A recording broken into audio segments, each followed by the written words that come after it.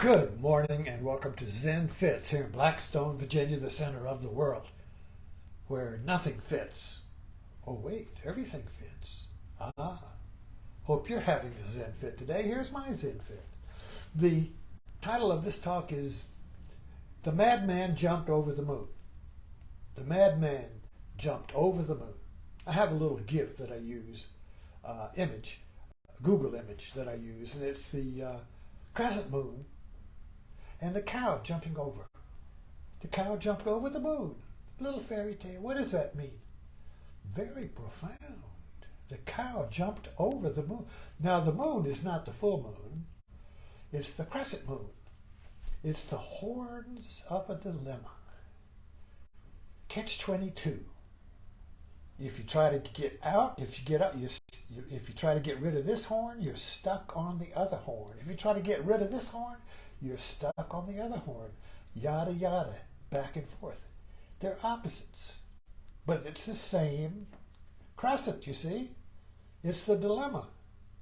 Whenever you're stuck in a dilemma, you don't know what to do, which creates anxiety, negativity, frustration, self-doubt, oh, so stupid, or anger. You see, that's a dilemma. That's the crescent moon. Now, how does the cow jump over it? That's the Zen question. It's a cone. How does the cow jump over the moon? Well, first of all, it's absurd. The cow can't jump over the moon. So, but you have to do something. What are you going to do? So Zen presents you in the situation, and not just Zen alone, but other traditions, or just your own life. It doesn't have to be Zen at all. When you're in a situation, a dilemma, and nothing you do is any good. Now what are you going to do? We get all the time. This is not something space science or something. It's your everyday mind. It's your everyday life. It's the little in your house, in your relationships, at job, with people, with yourself. Doesn't matter where you are. We have these little dilemmas where no matter what you do, it's no good. Either it's a big dilemma, like what job should I do? I don't know. This is good. This is good. What relationship? Who's number one? This one or this guy or this guy? This girl or that girl? Who's number one? We can't find number one because number one is two. That's a dilemma. The dilemma is I can't find the one, and there must be one. Reality's not two, unless you have dual personalities, which is a way to get out of it, or schizophrenia, which is a way to get out of the dilemma, you see.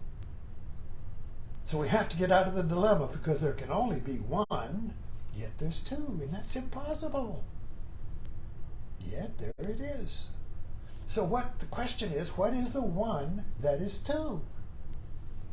If you can't find it by eliminating one or dismissing it, like on Facebook, oh, you're an idiot. Well, that dismisses the one.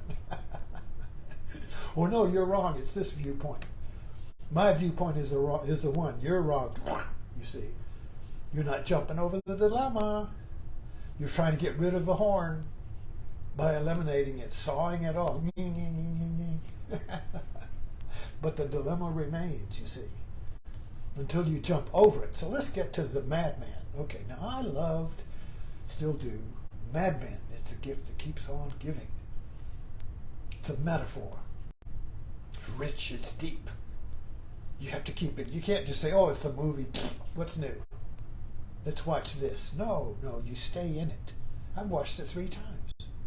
Probably go back and watch it again. It's profound, it's deep. Keeps on giving, revealing itself. Every episode is a gem. Okay, so the madman jumps over the moon. So let's go, for me, the jewel in the lotus is that episode with Lucky Strike. Do you remember that? There was a dilemma.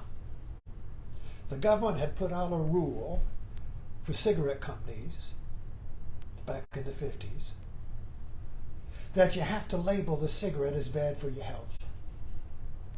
This was a dilemma because up until that point, all the cigarettes were saying cigarettes are good for you. Doctors advertised it. This is good for you. This is a pleasure. This is safe. There's no problem here. This is safe. But now you got to put a label on there, right on the ad that says this is a lie. It's not safe. They couldn't. How could you advertise? They were stuck. The admin was stuck.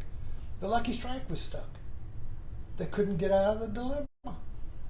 They couldn't not advertise, and they couldn't advertise.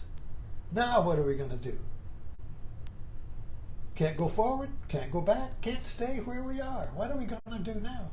As they were leaving the room, Don Draper stands up and says, "It's toasted." What? What? What do you mean, toasted? It's toasted. The cow just jumped over the moon. The madman jumped over the moon. That's why he's mad. It's mad. The cow can't jump over the moon. That's madness. So if you have to jump, so if you're going to jump over the dilemma, you have to be mad. You have to be, this is a metaphor speaking, you have to be the cow that jumps over the moon. So it's madness to say that cigarettes are toasted. What?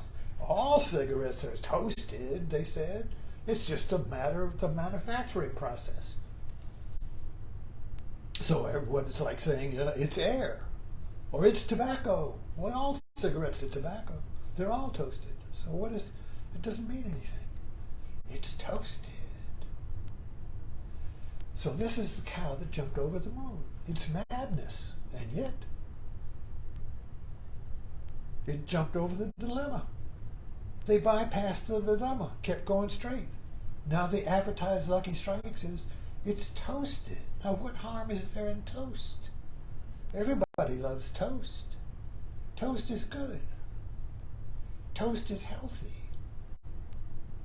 Toast is perfection. It's toasted. This gives the advertisers a way to advertise, and it gives the smoker permission to smoke, because toast won't cause cancer. Toast is good for you. You see, it's toasted. You see how that, you just bypass the dilemma with a creative idea, a metaphor. It's toasted as a metaphor. It's not talking about it's literally oh look, it's literally toasted, because they're all toasted. So it's not literally toasted. You see, it points to the toast in your kitchen. It points to the toast you have at breakfast. It points to pleasure, safe pleasure. You see. Anyway, so the madman jumped over the moon. God damn it. My mic again. Hope you heard it.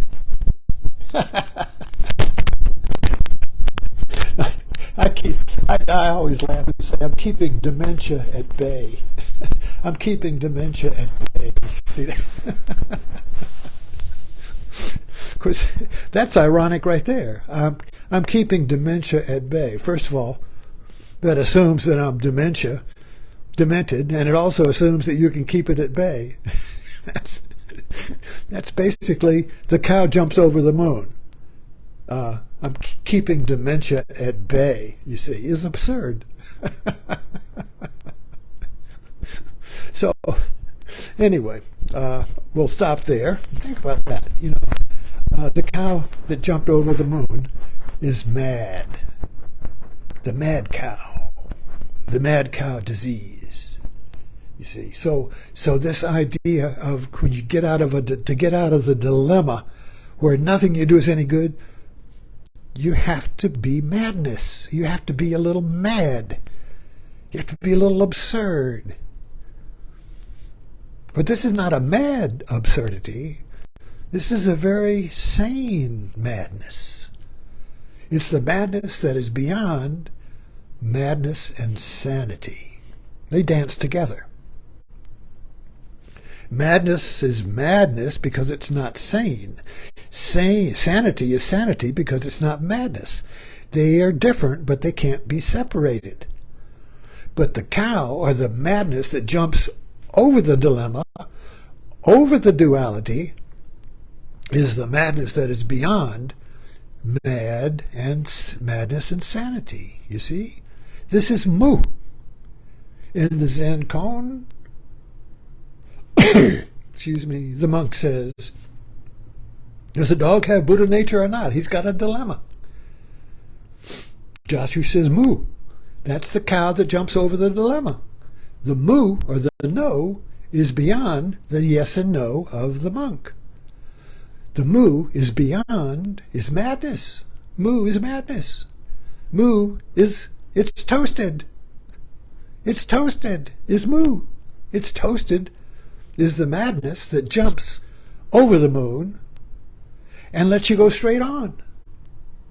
The cigarette company went straight on now. It could do their advertising. It could advertise now. It went straight. Instead of getting hung up in the duality, wow, wow, wow, wow, wow. Instead of getting hung up in the dilemma on one horn or the other, catch-22, gored by one horn, gored by the other. No matter what you do, you're going to get gored. You jump over it. You bypass it. And it takes a little madness. Zorba said, without a little madness, a man cannot cut the rope and be free. You cannot cut the rope and be free without a little madness. Thanks for dropping in.